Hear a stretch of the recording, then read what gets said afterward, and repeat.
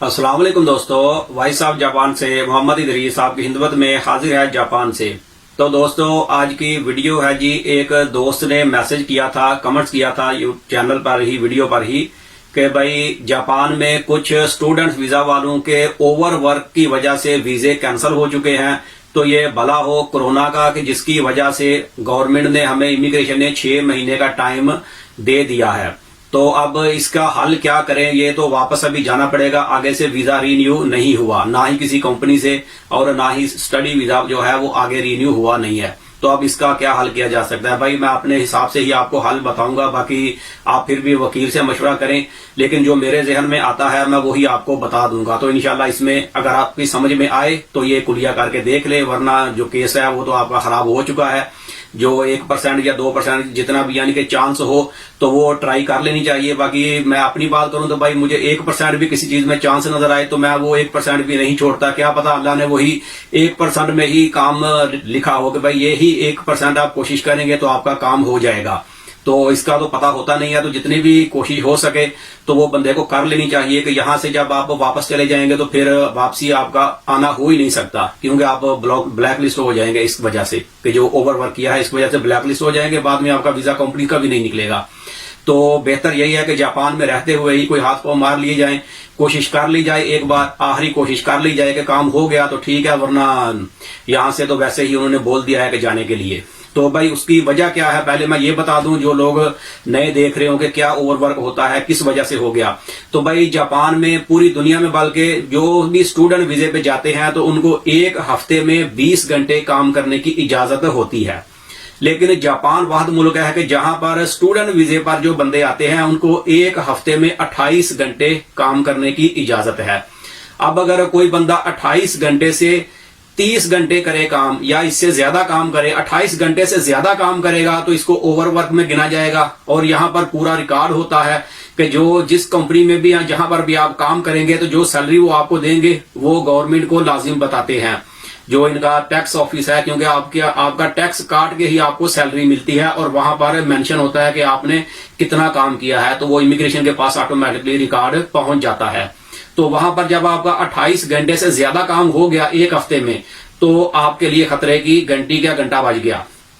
अब आपको, जब आपकी स्टडी कंप्लीट होगी, भले आपने 1 महीने काम किया या 2 महीने काम किया, लेकिन वो रिकॉर्ड आपका आ गया, तो फिर 1 महीना 2 महीने तो वो करता कोई भी नहीं है। हर बंदा ही देखता है कि भाई सैलरी मिल रही है, ज्यादा पैसे आ रहे हैं, खर्चे भी ज्यादा हैं, तालीम के भी खर्चे हैं, तो चले यार थोड़ा काम कर लिया जाए। बात तो सही है, लेकिन एक रूल है जापान का जी, 28 घंटे से ज्यादा काम नहीं करना।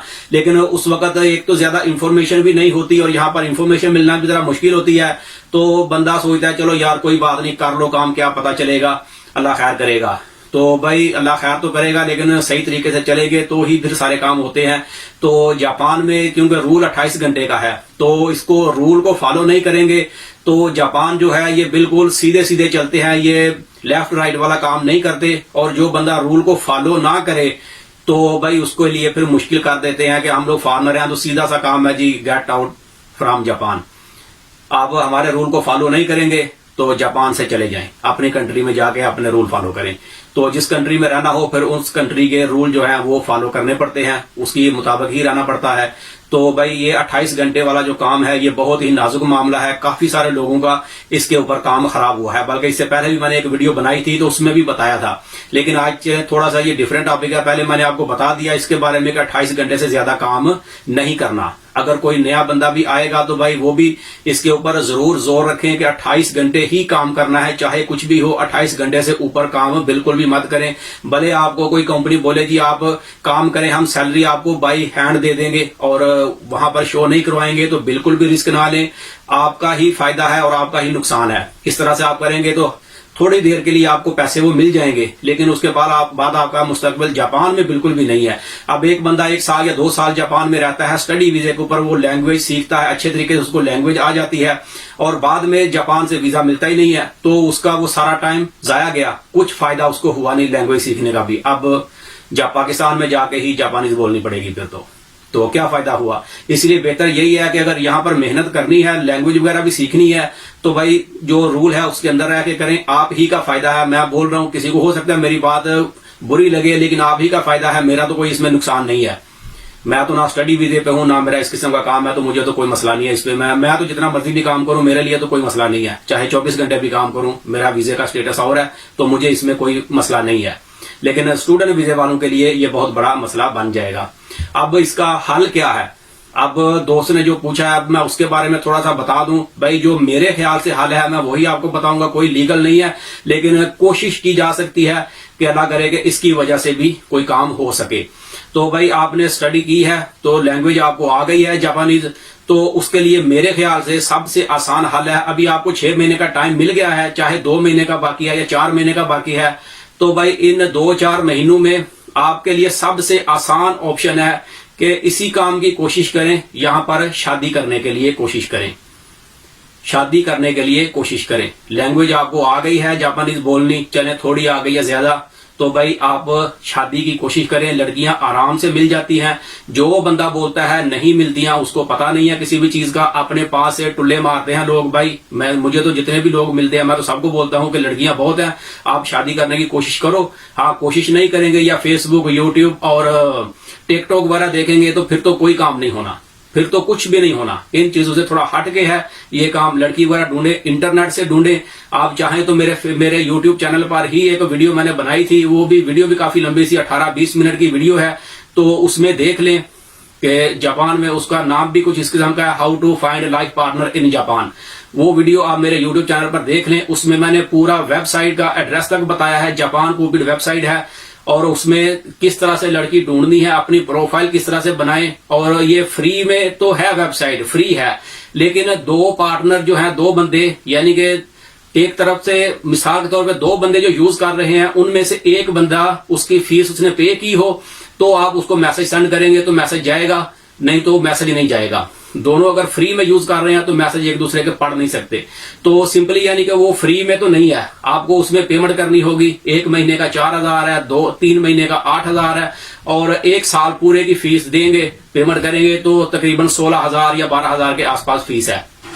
पूरा साल उसको जितना मर्जी इस्तेमाल करें, और उसमें फिर आप सर्च करें। सबसे आसान तरीका ये इंटरनेट से ही लड़की ढूंढना है, और इसमें मिल जाती हैं, कोई इतना मसला है ही नहीं है। मेरे जानने वाले 2-3-4 लोगों ने शादियां की हैं, बल्कि मैंने खुद उनको ये बोल कर करवाई थी एप्लीकेशन, और बल्कि एक को तो मैंने अपने पास से अपने कार्ड से पेमेंट उसकी करके तो ये करवाया था, और उसकी भी शादी हो गई है। एक दोस्त की पिछले दिनों हुई है, इंडियन को बोला था, तो उसको जब मैं बोला शादी के लिए तो उसने मुझे कहा, यार ये तुम पहले बंदे मुझे मिले हो जिसने मुझे कहा है कि अपने पेपरों का कुछ किया, आज तक मुझे किसी बंदे ने बोला भी नहीं इस बारे में। तो फिर उसने मुझसे पूछा, भाई कैसे करूं, इंडियन था, सिख था, भाई उसका काम हो गया तो मुझे क्या नुकसान होगा, तो मैंने सिर्फ बोलना ही है। फिर उसको मैंने मोबाइल में वो एप्लीकेशन बताई, उसको बताया कि इसमें पैसे कैसे डालो, उसने किया। 2-3 लड़कियों से उसकी बातचीत हुई, मिला गिला, अब उसने शादी कर ली। और जब वीजा उसको मिला तो उसने सबसे पहले मुझे ही मैसेज किया, भाई आपका बहुत शुक्रिया, आज मुझे वकील से फोन आ गया है कि तुम्हारा वीजा आ गया है, आके ले जाओ। तो भाई अभी मैंने घर में भी फोन नहीं किया, तो सोचा आपकी मेहरबानी है कि आपने मुझे बताया तो मेरा काम हो गया, तो इसलिए मैंने पहले आपको मैसेज किया। तो भाई खुशी हुई सुन के उसका काम हो गया, तो अब वो बिल्कुल ठीक है, रह रहा है अपने बीवी के साथ, जापानीज के साथ, वीजा उसका लग गया, जब मर्जी आए जाए, कोई मसला नहीं है। रेफ्यूजी वीजा था उसका, चेंज हो गया, जब मर्जी आए जाए, और 4-5 साल के बाद उसको लाइफ टाइम वीजा मिल जाएगा, उसकी तो लाइफ बन गई। तो अब इसी तरीके से आपका स्टूडेंट वीजा है, तो भाई इसमें सबसे आसान तरीका है शादी का, आप शादी करें। अब इसमें ऑप्शन क्या होगी दूसरी, कि अब आपका वीजा क्योंकि कैंसिल हो चुका है, आपको वापस जाना ही पड़ेगा, यहां पर रह के आपका वीजा चेंज नहीं होगा। ठीक है, ये मेरे ख्याल से 100% आपका वीजा चेंज नहीं होगा, यहां से आपको वापस जाना ही पड़ेगा अपनी कंट्री में, चाहे पाकिस्तान है जहां से भी हैं, तो अपनी कंट्री में जापान छोड़ना पड़ेगा।